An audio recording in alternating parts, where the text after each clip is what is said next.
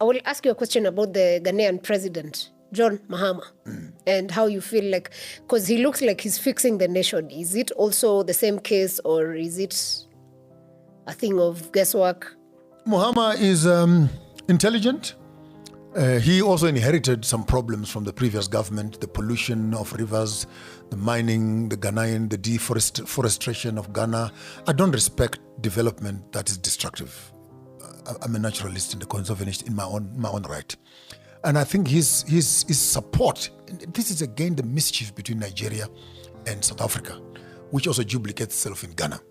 Now, look, you have a young man here, 3 young men, who have their agenda and strategy progressive and clear. We all can see this works. Trolley ships equipment from China and Russia through your borders. And you as a president, you can see this young man is doing something. What does it take you, Mr. President, to walk up to the young man? Make the cake bigger for everybody. If these 3 boys have opened up their borders, come on. Let's start moving and developing. And you'll be shocked that some of the big businesses in Ghana would benefit from this tripartite that is already in place. And some of the smaller businesses will benefit from the manufacturing and production that is happening in Ghana. It's a win-win solution. And I would actually want to challenge Mahama and say, man, it's not good enough to talk. It's time for doing. Consolidate your armies, consolidate your borders, consolidate your currencies. If right now Ghana can walk up to the tripartite and put his currency on the table, and we have 4 currencies that are now in unification, borders are free, passports are free, education, movement of people. Come on. It can only mean progress. But again, in bureaucracies and in this democratic thing, he must now sit in front of a group of people and ask, can I do this? Can I not do this?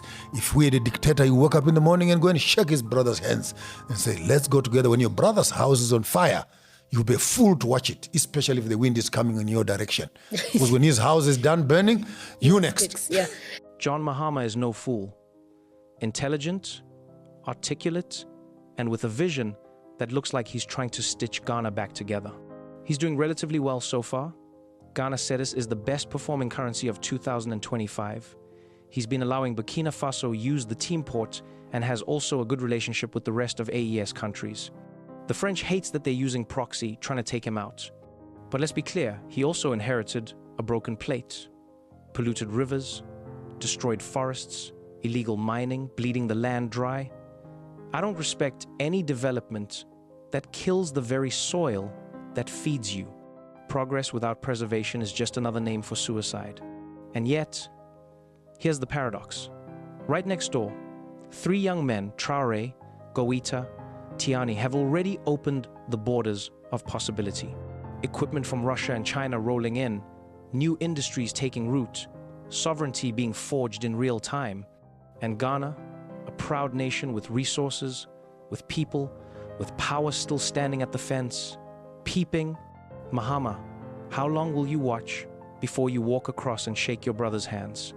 How long before you consolidate armies, unify currencies, open passports, free the borders, and make the cake bigger for everyone? Ghanaian businesses would thrive. Ghanaian industries would multiply. It is a win-win-win, but here lies the curse of democracy, committees, delays, endless talk. A strong leader would wake up, cross the border, and say, brother, let's move. That's how real nations rise.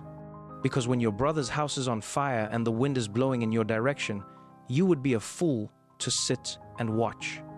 When his house is finished burning, yours will be next. Mahama is at the crossroads. Remain a talker in bureaucratic chains, or become a doer in the new Africa being born. The time for speeches is gone. It is the hour of action.